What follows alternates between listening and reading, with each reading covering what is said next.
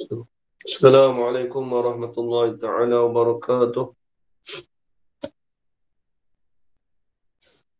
Bismillahirrahmanirrahim. Alhamdulillah rabbil alamin wal 'aqibatu lil muttaqin. Wassalatu wassalamu ala asyrafil anbiya'i wal mursalin wa ala alihi wa sahbihi ajma'in. Asyhadu an la ilaha illallah wa asyhadu anna Muhammadar Rasulullah. Allahumma salli ala sayyidina Muhammad وعلى آل سيدنا محمد. سبحانك لا علم لنا إلا ما علمتنا إنك أنت العليم الحكيم. قال رب اشرح لي صدري ويسر لي أمري واحلل عقدة من لساني يفقه قولي. ولا حول ولا قوة إلا بالله العلي العظيم. ولا حول ولا قوة إلا بالله العلي العظيم. ولا حول ولا قوة إلا بالله العلي العظيم. بسم الله الرحمن الرحيم. اللهم يا من بيده مقاليد الخير كله فإليه ترجع الأمر كله. افتح علينا فتحا قريبا يا فتاح يعلم يا فتاح يعلم يا فتاح يعلم. افتح علينا فتحا قريبا. صلى الله على سيدنا محمد والحمد لله رب العالمين. Alhamdulillah, Alhamdulillah, segala puji bagi Allah, Tuhan yang memeliharakan sekalian alam dengan izin dan nikmat daripada Allah Subhanahu wa taala. Dapat kita bersama-sama pada malam ni dalam kuliah selepas Isyak, di mana insya-Allah seperti biasa kita akan sambung lagi daripada perbahasan kitab Pelita Penuntut yang diterjemahkan daripada risalah Ta'limul Muta'allim karangan Syekh Muhammad Az-Zarnuji rahimahullahu ta'ala. Baik, kita sambung lagi insya-Allah pada muka surat 54.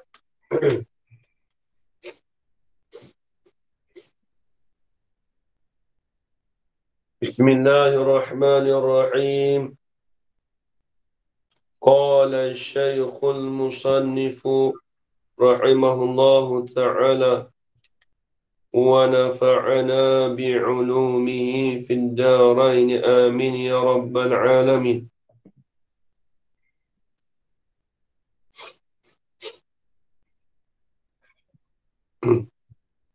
Dan tak dapat tidak, Ustaz. Ya. Dan tak dapat tidak daripada bahawa belajar ia seorang penuntut ilmu itu akan suatu daripada ilmu tib, yakni bomoh, dan bahawa mengambil berkat ia dengan asar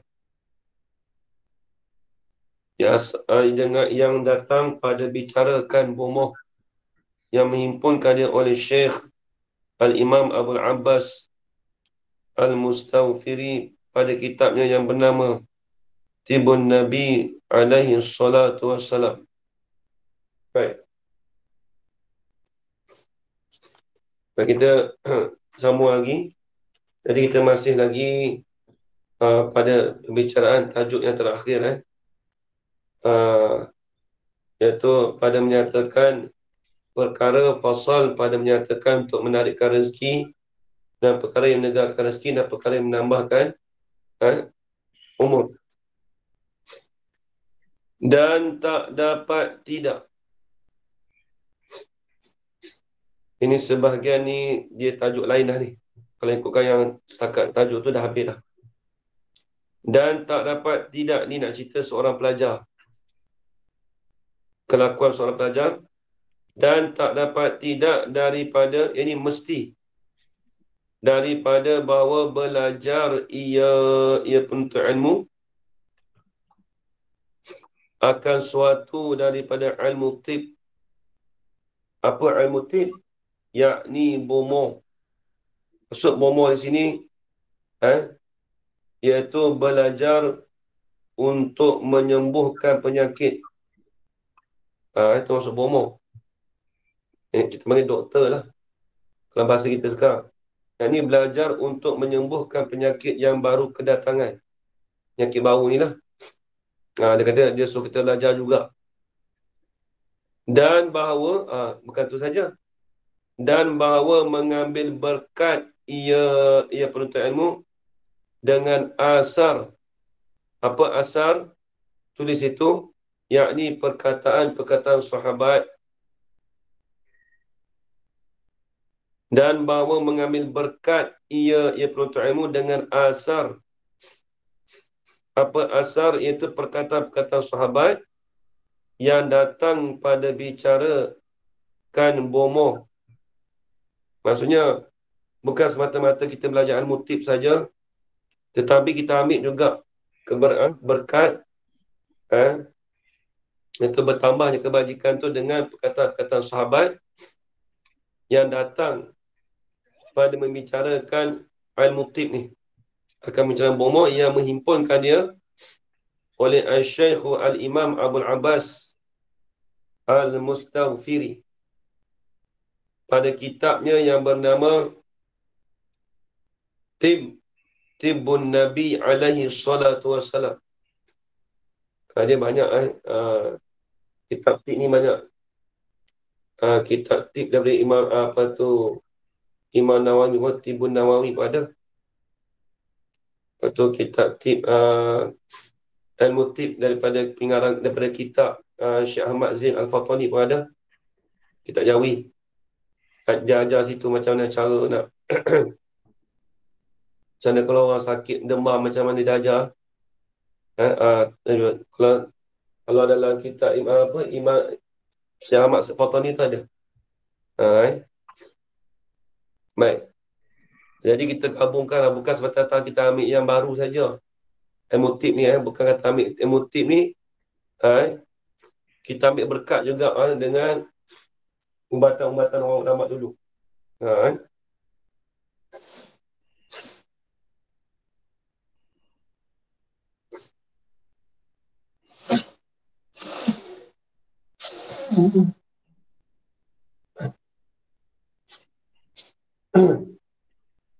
Jadi kita ambil kita ambil juga perubatan ulama-ulama dulu. Lagi pula mendapat akan ini kitab. Mendapat akan ini kitab oleh mereka yang menuntutnya. Nuntut ini kitab. Siapa-siapa belajar ni akan dapatlah ni kitab ni. Biasa ni kitab Arab ni. Kitab Arab. Kalau ada kitab Jawi tu tengok. Kalau kitab Arab Tibbun Nawawi. Lepas tu kitab ni. Lepas tu kitab banyak lagi sebenarnya. Kalau kitab Jawi tu tengoklah. Dalam kitab Syekh Ahmad tu ada.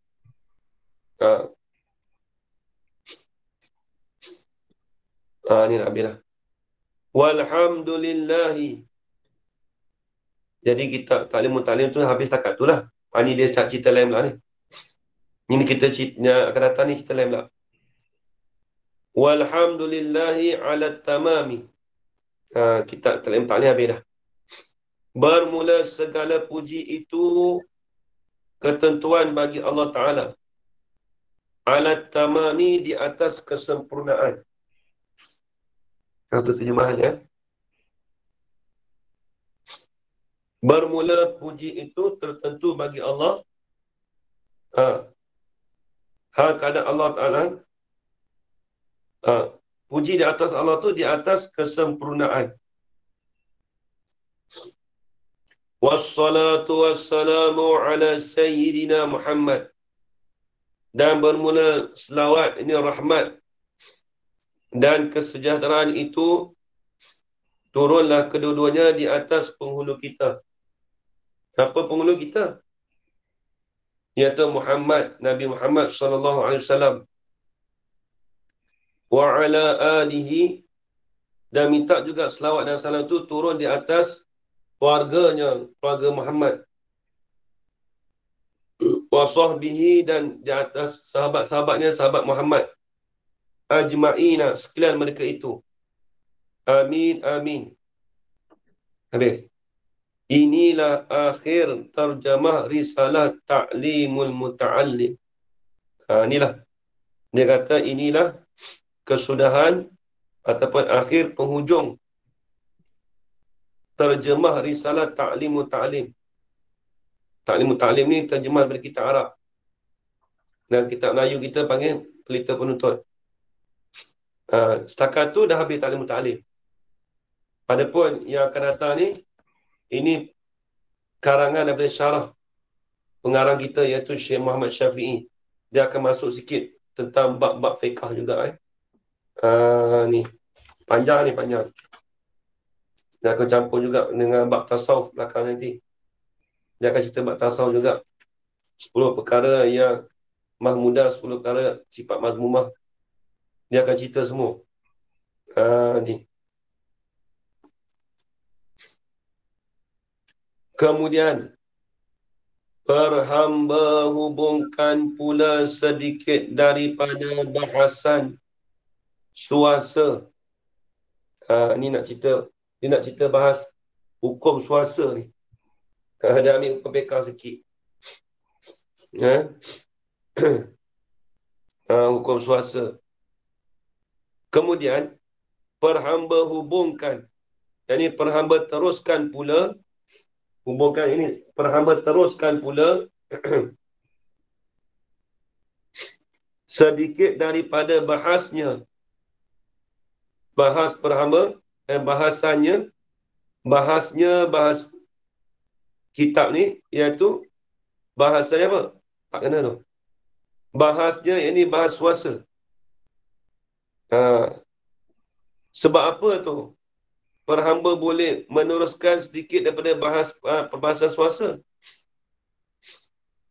Supaya dapat pertunjuk dengan dia, dengan sedikit daripada bahasa suasa tu, oleh mereka yang wara' dan ihtiyat pada agama. Apa wara'? Iaitu mereka yang meninggalkan perkara syubhat. Wara' dengan mana? Tarkus syubhat. Mereka yang meninggalkan perkara-perkara yang kesamaran, itu yang panggil wara'. Dan ihtiyat.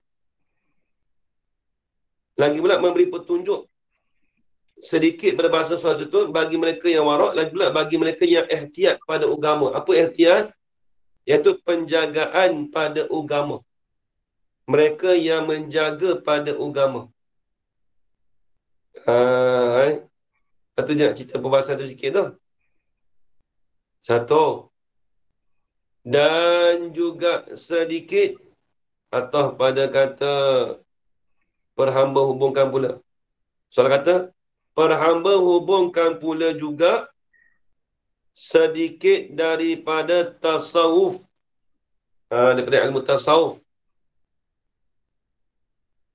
Sebab apa? Perhamba tu hamba lah. Perhamba tu adalah hamba. Sebab apa perhamba boleh hubungkan sedikit tasawuf? Supaya hasil berkat dengan dia, dengan tasawuf itu. Supaya nak ambil berkat dengan ilmu tasawuf. Dan juga ia tasawuf tu.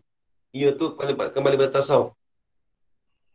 Dan juga ia tasawuf itu setengah daripada wajibat-wajibat Apa wajibat? Perkara-perkara yang wajib. Itu wajibat. Setengah daripada perkara-perkara yang wajib yang tertanggung, yang dibebankan, yang dibebani, yang tertanggung, yang dibebani atas tiap-tiap mukallaf. Jadi ilmu tasawuf tu wajib dibebankan, wajib dipelajari bagi tiap-tiap mukallaf. Tu maksud dia. Habis itu ni nak mula masuk lah.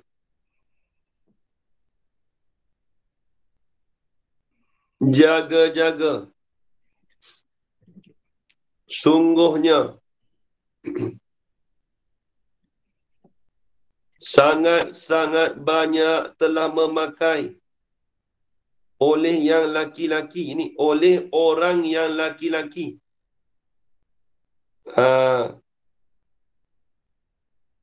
Oleh yang laki-laki. Daripada, ini oleh orang yang laki-laki, daripada orang-orang zaman kita sekarang. Pakai apa tu? Memakai tu akan suasa. Tambah sikit. Padahal haram memakai akan dia. Tambah sikit, yang ni padahal haram memakai akannya. Tu suasa tu. Tu. Ini zaman je lah. Tak tahu zaman kita boleh jadi ada kot. Zaman pengarang kitab kita ni, dia kata ramai orang lelaki-lelaki tu pakai suasa. Suasa ni campuran daripada emas dan perak.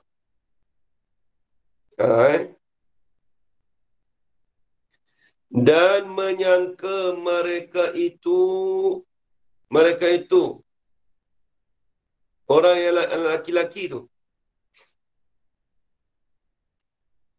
akan halal bagi suasa tadi. Jadi dia ingat suasa tu halal.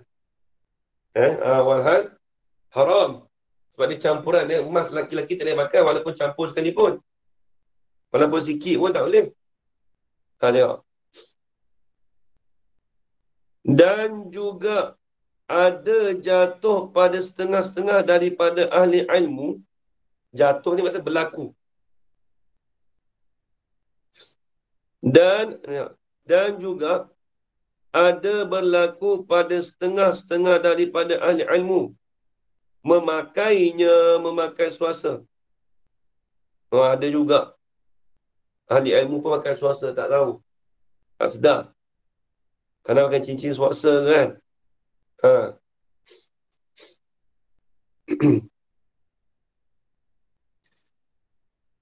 Dan mengata mereka itu setengah-setengah daripada ahli ilmu tu. Dia kata apa? Bahawasanya tiada yang sorah. Tulis. Tiada nafs yang sorah. Memang tak ada nafs. Tak ada Nabi tak sebut. Dan Quran tak ada. Dia semua emas perak je. Tiada yang sorah ini. Tiada nafs yang sorah. Yang menunjukkan haram suasa itu. Ada setengah ahli ilmu tu dia dakwa kata, mana kata suasa tu haram? Tak ada pun nas-nas yang jelas. Ini nak bahas. Maka demikian itu, demikian itu apa? Mengata mereka itu bahawasanya tiada yang soleh itu. Yang menunjukkan haram tu. Rujuk situ. Rujuk domain situ. Maka demikian itu mengata mereka itu tu. Bahawasanya tiada yang soleh sampai habis tu. Demikian itu tu sangatlah hairan pada akal perhamba memikir. Dia kan? Pengarang kita nak mikir, tak fikir tak lepas lah kumat. Dia kata tak haram. Heran dia kata. Sebab apa? Ni. Kerana sebab apa dia kata sangat-sangat heran? Bahawasanya saya silap, bukan emas tak cakap depan. Hakikat suasa itu ialah Bukan emas campur perak, silap. Ialah emas yang dicampurkan dengan tembaga. Boleh jadi. Dengan perak mana? Tengok. Dan lainnya lain daripada tembaga. Boleh jadi. Jadi nak sebut kata swasta ni, emas campur perak pun boleh, emas campur tembaga pun boleh, ikut. Emas campur apa pun, itu dipanggil swasta. Asal ada campuran daripada emas, dia panggil swasta. Tengok dia kata, kerana bahawasanya hakikat swasta itu ialah emas yang dicampurkan dengan tembaga. Dan lainnya lain daripada tembaga juga. Tafriq. Maka emas itu telah maklum, telah diketahui sangat-sangat di sisi sekalian muslimin. Diketahui apa tu? Akan bahawasanya diharamkan atas laki-laki yang akil baligh. Maklum dah kata emas tu diharamkan di atas laki-laki yang akil lagi pula baligh. Kata haram tadi tu, yang diharam atas laki-laki akil baligh tu, yang menaskan demikian itu diharamkan atas laki-laki akil tu. Yang menaskan siapa dia? Oleh ahadis. Ini oleh hadis-hadis. Lagi pula, dan perkataan-perkataan ulama. Tiada ada khilaf padanya. Pada demikian itu. Ini pada tiada ada khilaf padanya pada kata diharamkan atas laki-laki yang akil balik tu. Tak ada khilaf. Semua kata haram. Mana dalil lain? Setengah daripadanya. Daripada ahadis tadi. Tengok. Ada hadis, tengok. Sabda Nabi sallallahu alaihi wasallam yang diriwayatkan daripada Ali radhiyallahu anhu, bahwasanya berkata ya Ali, aku lihat akan Rasulullah sallallahu alaihi wasallam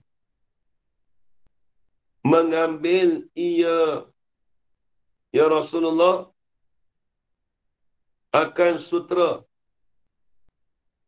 maka menjadi ya Rasulullah akan sutra itu pada tangan kanannya.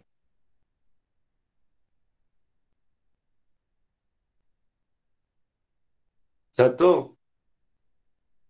Lagi pula, ni. Dan akan emas. Ni apa ni? Atau ada ni? Yang ni, aku lihat akan Rasulullah SAW mengambil emas. Ni. Dia atau pada kata sutra. Dia dua perkara Nabi tak ni, tengok. Maka menjadi ya Nabi akan emas tu pada tangan kirinya. Ni tengok. Jadi sutra untuk laki-laki lah. Jadi tengok. Aku lihat akan Rasulullah SAW mengambil Nabi sutra. Maka menjadi akan dia pada tangan kanannya. Maksudnya menjadi, maksudnya dia letak kat tangan kanannya. Dan akan emas. Jadi Nabi ambil pula emas. Maka menjadi Nabi akan emas tu pada tangan kirinya. Dia letak dua. Emas satu, sutra satu. Kat dua tangan ni. Lepas tu? Kemudian sabda Nabi Muhammad sallallahu alaihi wasallam, inna hadaini haramun ala zukuri ummati. Artinya, bahawasanya kedua-dua ini, apa kedua-dua ini? Iaitu sutera dan emas. Laki-laki tak boleh pakai sutera. Laki-laki dah baik pakai kain batik tu, ada sutera tu tak boleh pakai tu. Kalau orang pergi function aja, kalau pakai baju sutera tu haram tu. Sutera tiruan tak apa, Ustaz? Tiruan ada? Ada. Tiruan tak apa. Tapi kalau yang Yang sutera kayu betul, ulat sutera tu memang mahal gila, Ustaz. Hitung oh, ribu harga dia. tapi ada pakai sutera yang ribu. Ada, Ustaz, kalau menteri-menteri tu pakai. Oh, oh. Orang biasa ni tak mampu lah. Kalau orang besar dengan kita, sutera Korea lah, Ustaz. RM50. Yalah. Ada tak apa. Hmm. Kalau ribu tu orang tak boleh pakai ya. Dah lah haram, mahal pula dah. Ya, Aduh. beribu harga dia. Dah beribu satu, mahal satu, haram tak dah. Lagi. Aduh, rugi saja beli. Banyak. Artinya bahawasanya kedua-dua ini iaitu emas dan sutera tu diharamkan atas yang laki-laki daripada umatku. Meriwayat akan ini hadis oleh Abu Daud dan An-Nasa'i. Kata bahawa satu. Dan lagi sabda Nabi sallallahu alaihi wasallam,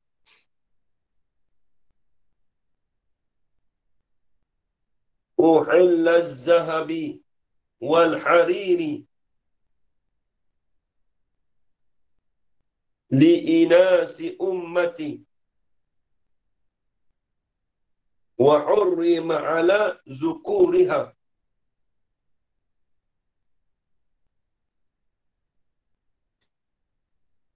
Dihalalkan emas dan sutera bagi yang perempuan-perempuan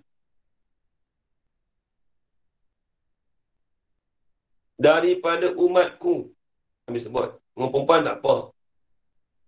Dan diharamkan atas yang laki-laki daripada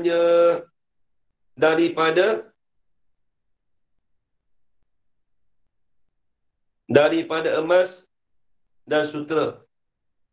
Habis. Meriwayatkan oleh Al-Imam Ahmad pada musnadnya, Musnad Imam Ahmad bin Hanbal, dan berkata At-Tirmizi, hadis ini hadis hasanun sahihun, hadis hasan sahih. Tu belajar Tirmizi, Tarmizi. Belajar tiga Tirmizi, Turmizi, Tarmizi. Bitasli sita. Dan lagi diriwayatkan daripada Ibnu Abbas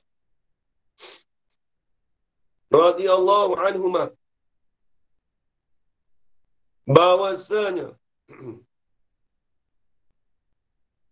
Rasulullah sallallahu alaihi wasallam melihat ya Rasulullah akan suatu cincin daripada emas. Melihat kat mana tu? Pada tangan seorang laki-laki. Nabi tengok dekat tangan seorang laki-laki. Tu.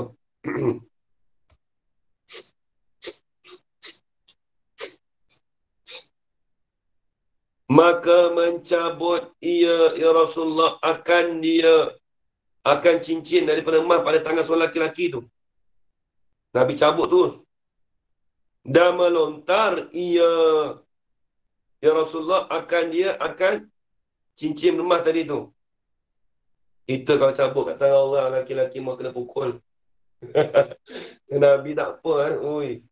Kalau kita lebat gitu nak kata mencegah mungkar tu, nampak pakai baju mu tarik tu oish. Dua buang oi jangan main. Ni tengok. Dan bersabda ya Nabi Muhammad sallallahu alaihi wasallam, Ya'madu ahadukum ila jamratin min narin. Nampak tu Nabi sebut tu. Ha.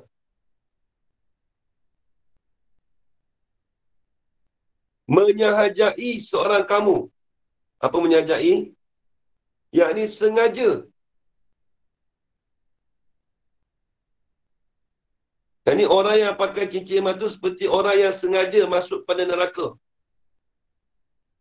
Orang kata free masuk neraka. Darah ini tak nak. Artinya menyahajai seorang kamu kepada satu bara daripada api neraka. Apa maksudnya? Tulis itu, yakni orang yang memakai cincin emas itu seperti orang yang sengaja memasukkan dirinya kepada api neraka. Itu maksudnya. Yakni orang yang memakai cincin emas itu seperti orang yang sengaja memasukkan dirinya kepada api neraka. Dia pakai cincin emas tu soalan free dia masuk neraka free. Allah Akbar, Habis itu meriwayatkan dia ini hadis oleh Muslim. Dan lain-lain lagi sangat banyaknya. Banyak lagi dalil itu disebut 3 lah. Memada lah tu kita. 3 tu cukup lah. Habis. Lagi lah. Ni cerita pasal puasa lagi lah. Habis. Dan setengah daripada perkataan ulama itu, iaitu berkata Al-Ustaz Mustafa Muhammad Imarah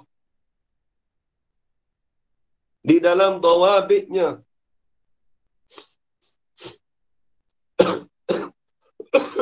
Di dalam dawabitnya, dalam kitabnya, dalam kaedahnya, dalam kitabnya atas at-targhib wa tarhib.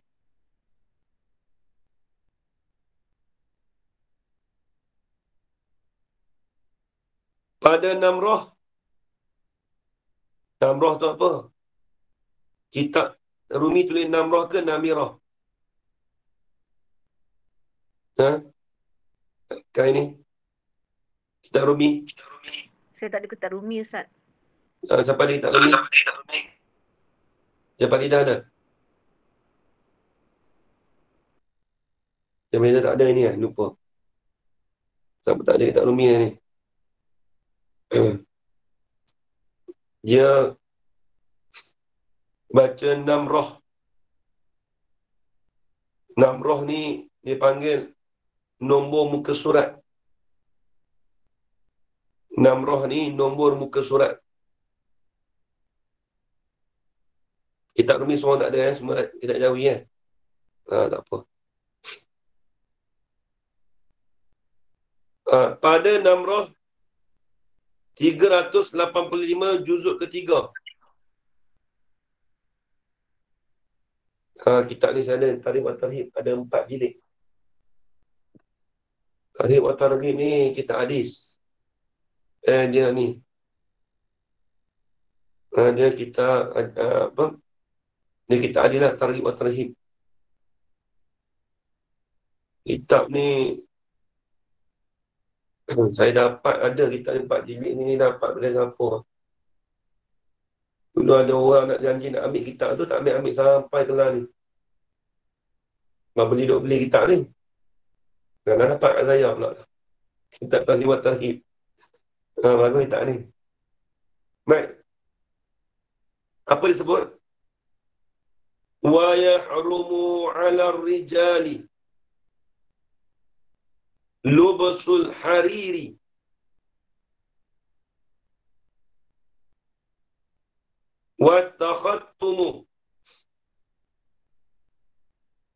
والتختم بالذهب ويحل للنساء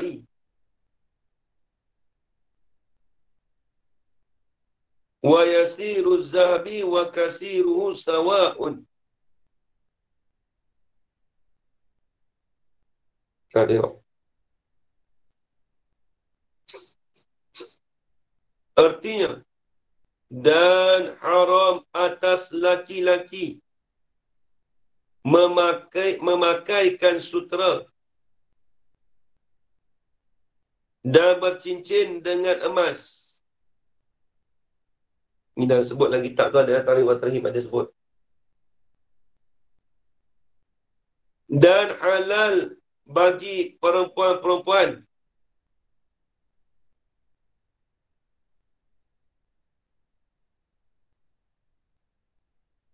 tengok hadis ni tempat kita nak ni. Dan bermula yang sedikit daripada emas dan banyaknya emas itu bersamaan juga. Sama je. Sikit ke banyak ke haram juga. Nampak ni Kalau saya tanya emas ni saya pakai 0.001 je. Ada persen emas tu sikit. Tak boleh haram. Ni dalam kitab ni sebut ni. Ni kita belajar sedikit hukum Ini Isi Muhammad Syafi'i ni orang alim. Kalau kita Arab tak ada. Ni kitab Jawi je kita. Lepas tu kitab Jawi ni dia baca untung. Kerana tambahan bermusannif tu sendiri. Pada setengah orang kata aku dah belajar dah kita tak nak kita Arab ia lain. Tapi tak sama kitab Jawi. Ya. Walaupun dia terjemah dalam kitab Arab tapi tak sama. Sebab ada dua tak sama dalam ni. Kalau siapa perasan, yang pertama dalam ni dia cerita pasal kaum pemuda. Puak pemuda. Yang ni puak Wahabi. Betul. Yang kedua yang dia cerita belakang ni masalah tasawuf dengan masalah suasa. Tiga ni dapat. Kalau yang tak ada dalam kitab Ta'lim tak ada. Kalau siapa mengaji kitab ni dia akan perasan tiga maklumat ni. Dia berbeza dengan kitab Arab. Baik.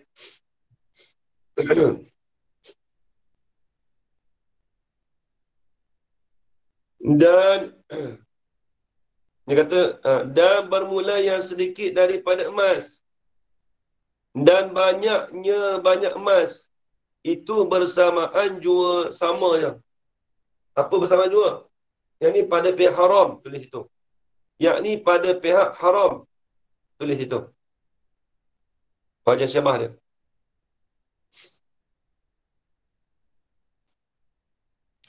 Dan demikian inilah juga berkata Abu Syuja'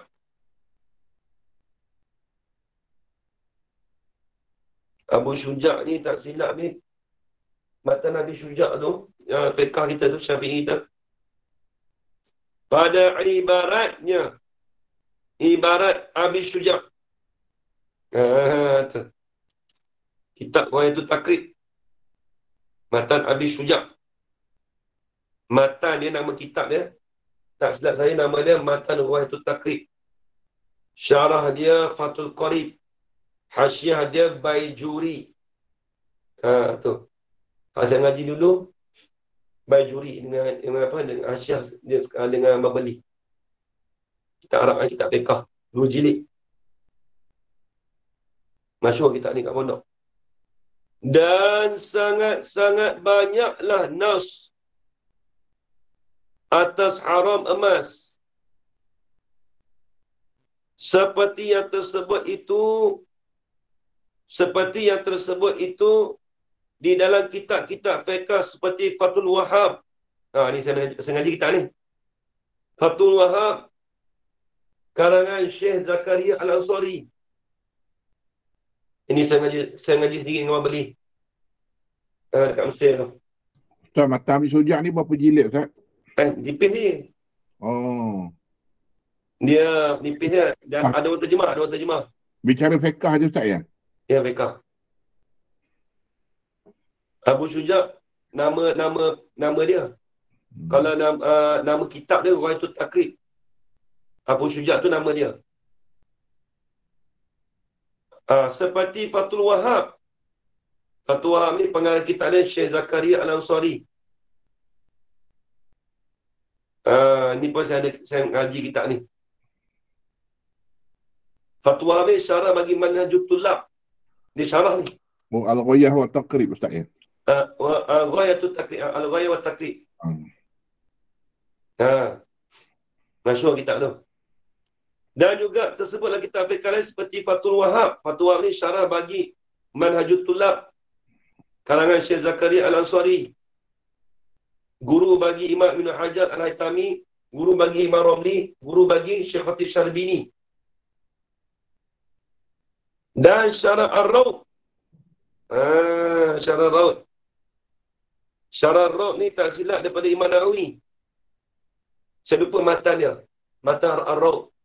Mata Raudah. Tu lupa matanya. Dan lainnya, banyak lagi kata matu haram.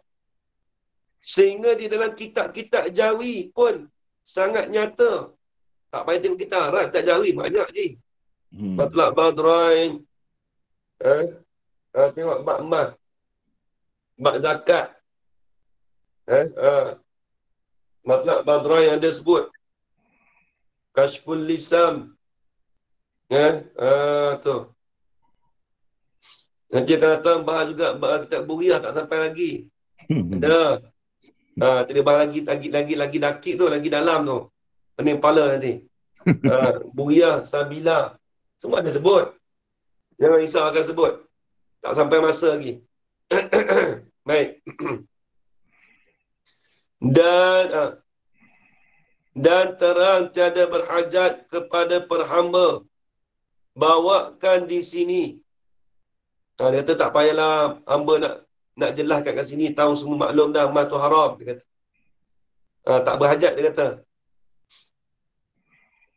Dan serta demikian itu.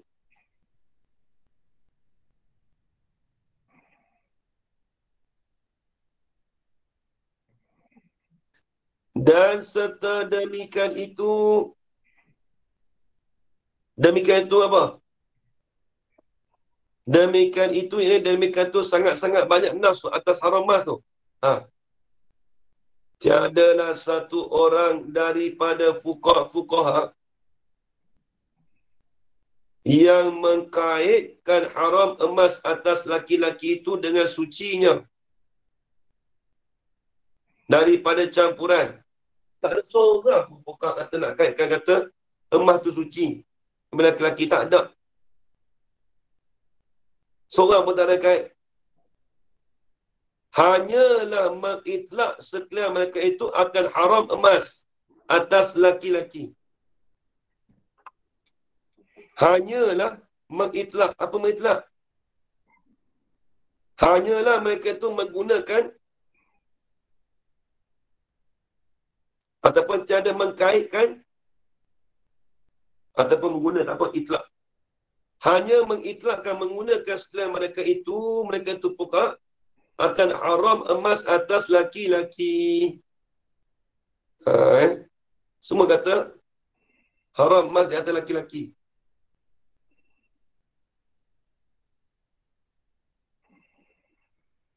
Demikianlah pada sekalian kitab-kitab fiqh. Kitab fiqh mana? Yang perhamba lihat akan dianya. Akan kitab-kitab fiqh tu. Padahal tiap-tiap itlak itu, tiap-tiap penggunaan itu itlak. Tiap-tiap penggunaan itu melengkapi akan sekalian baginya bagi emas. Semua lengkap dah. Maka boleh diibaratkan. Maka boleh dicakap ganti. Ini ibarat maklum dah. Maka boleh diibaratkan. Maka boleh dibuat tutur ganti. Dengan sekira-kira. Mafhum daripada itlak itu. Ini mafhum, ini difahamkan daripada penggunaan itu. Maklum dah. Kita maklum dah dalam kitab fiqh. Disebut penggunaan kata emas tu haram di atas laki-laki. Nampak Habis itu qala al-musannif rahimahullah.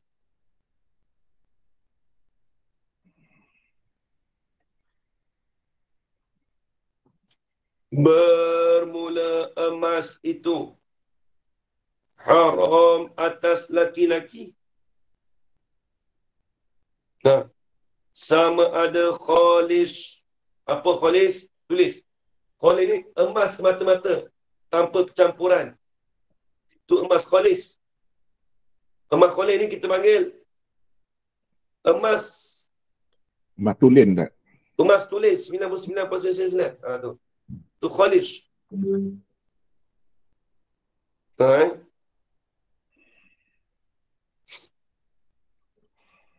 Teman emas khalis, emas tulis. Atau bercampur yang setengah daripadanya. Daripada emas tu swasa. Yalah, bila sebut swasa ni campuran tembaga ke perak ke dengan swasa. Maka bolehlah dikatakan swasa itu haram atas laki-laki. Kata boleh kita katakan swasa itu haram atas laki-laki dengan nas emas. Itulah sahaja. Dengan semata-mata nas daripada emas tu saja. Kita ambil dalil kata dengan nas tu emas tu. Kan dia sebut tadi dah emas tu tak kira banyak ke sedikit sama. Kalau campur tu tak boleh dah. Maka demikianlah jua memfatwa.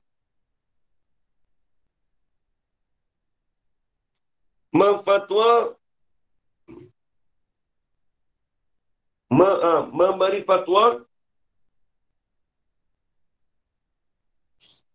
Dia kata apa? Oleh setengah daripada guru-guru perhamba yang muhakkik. Apa muhakkik? Dulu dah beritahu lah. Apa maksud muhakkik? Orang yang menetapkan satu masalah dengan dalil.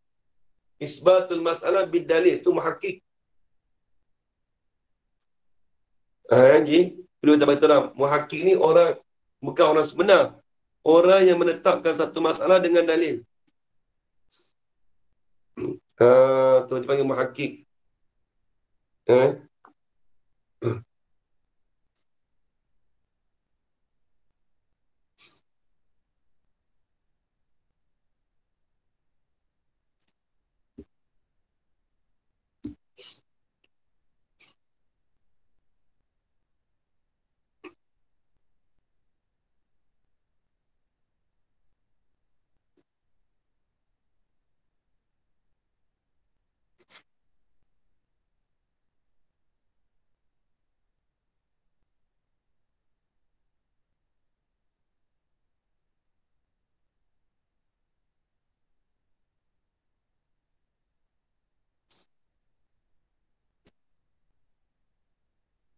Ya.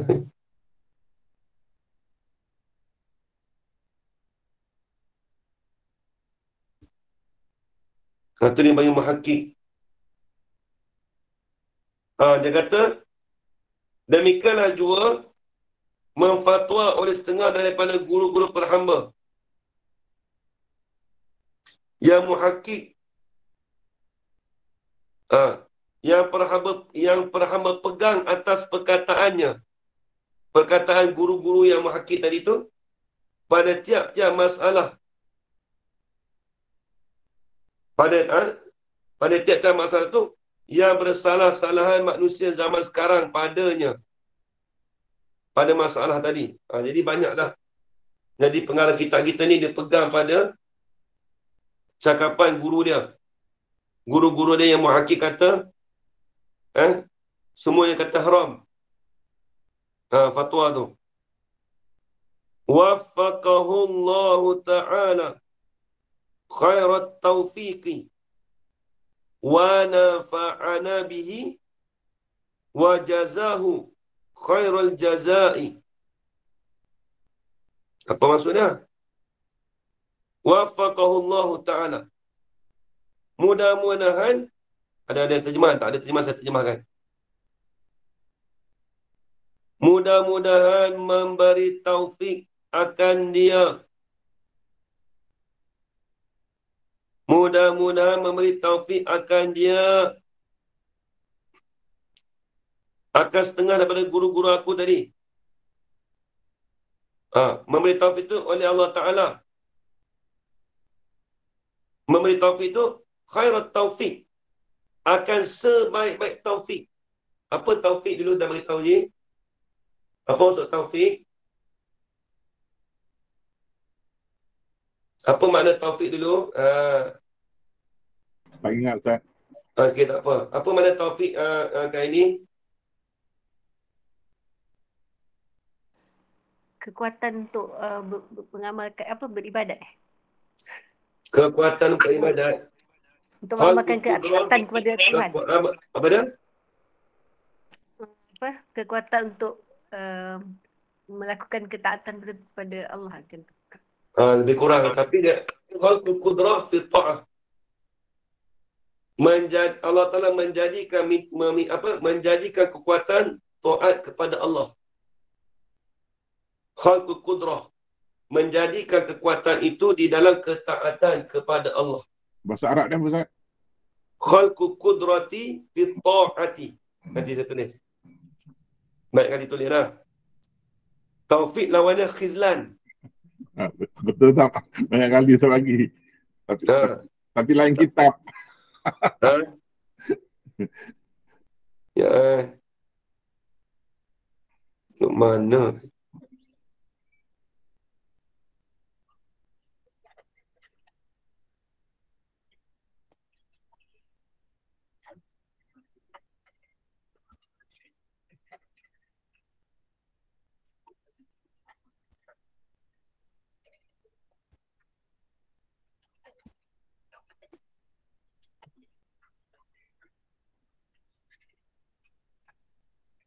Khalqul qudrati. Khalqul qudrati. Menjadikan kekuatan khalqul fi ta'ati.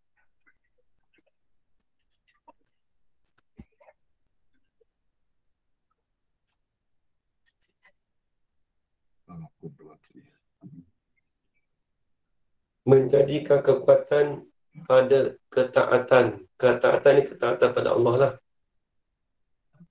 Tu. Tu tak ada dia.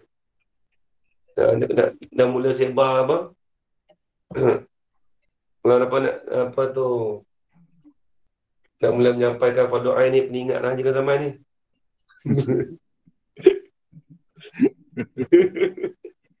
Saya tak boleh saya gurau je, jangan risau. Elok ni. Dah habis tulis tak? Jalana, dah habis tulis tak Jalana? Sudah. Okey, baik. Kata berlawan nanti Ustaz. Dia apa tu taufik lawannya khizlan. Ni. Khizlan ni maksud dia khalqul qudrati fil ma'siyati. Dia maksud dia terbalik sikit dia. Khizlan maksudnya sama juga khalqul qudrati juga tapi fil maksiat. Na'udzubillah min zalik kan.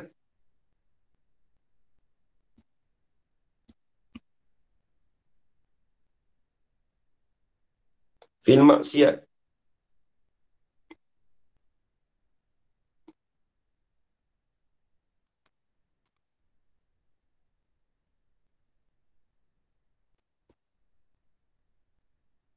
Tak maaf tulisan tak lawa ni. Tak apa, Ustaz. Janji faham. Khalqul qudrati fil maksiat. Itu panggil khizlan. Taufik lawannya khizlan. Maksudnya menjadikan kekuatan pada maksiat. Itu na'udzubillah zalik lah. Itu panggil khizlan. Hidayah lain kita orang semua selalu sebut taufik hidayah. Dia tak belaziman dulu tu. Taufik lain, hidayah lain. Orang tu dapat hidayah tak mesti dapat taufik. Khalqul qudrati itu maknanya Allah beri kekuatan pada ketaatan saya. menjadikan kekuatan pada ketaatan, ini ketaatan pada Allah. Khalqu qudrati fil maksiyati, menjadikan kekuatan pada mengerjakan maksiat. Na'udzubillah, tak jauh lah. Tu panggil khizlan. Ini taufik.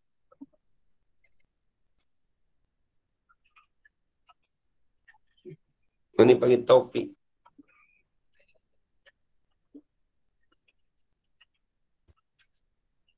Baik, habis.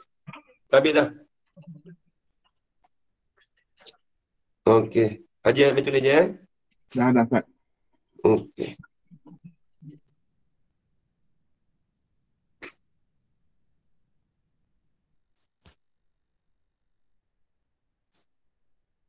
Waffaqahu Allah Ta'ala. Mudah-mudahan memberi taufiklah akan dia, akan setengah daripada guru-guru hamba tadi oleh Allah Ta'ala khairat taufik. Kalau menjadi masalah tu khairat jadi mafhum mutlak. Akan sebaik-baik taufik. Wa nafa'ana bihi, dan mudah-mudahan memberi manfaatlah ia Allah Ta'ala akan kami bihi, dengan dia, dengan guru-guru kami tadi. Wa jazahu, dan mudah-mudahan membalaslah ia ya Allah Ta'ala akan dia, membalaslah ia ya Allah Ta'ala hu akannya, akan guru-guru kami, khairul jaza, akan sebaik-baik balasan. Ini saya tolong terjemahkan. Habis itu berkata Syekh Ahmad Khatib di dalam kitabnya Ar-Riyadu Al-Wardiyah pada muka 624. Ini panjang lagi ni cerita dia. Nanti kita sambung pula minggu depan. Tolong tak ada situ, tak habis lagi masalah swasta ni. Tapi bagus juga boleh dapat ilmu tentang bab swasta ni. Zaman kita pun banyak juga orang kaya kan, orang lelaki-lelaki nak pakai kan. Dia bahas ni sampai setengah. Panjang pembahasannya. Satu lagi dia akan bahas pula masalah sutera. Habis. Nanti tolong tanda kita sambung lagi minggu depan. Berkata Syekh Ahmad Khatib di dalam kitabnya, Wallahu subhanahu wa ta'ala a'lam. Bismillahirrahmanirrahim. Alhamdulillah rabbil alamin, wassalatu wassalamu ala asyrafil anbiya wal mursalin wa ala alihi wa sahbihi ajma'in. Allahumma rzuqna ilman nafi'an wa rizqan halalan tayyiban mubarakan fih wa amalan maqbula wa sa'adatan darain, amin ya rabbal alamin. Rabbana atina fid dunya hasanah wa fil akhirati hasanatan wa qina adzaban nar.